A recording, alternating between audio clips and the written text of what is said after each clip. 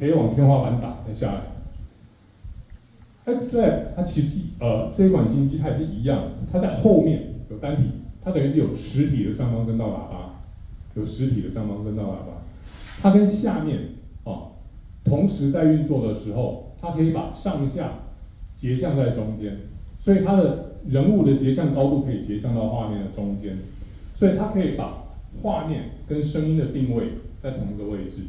它不是它不会偏低。再来，一般的烧把，各位可以去观察一下，在一般烧把的顶部有装单体的，应该比例不高吧？所以在上方音场的表现，这一步会比大部分的烧把还要好。所以我就跟各位分享到这边，谢谢大家。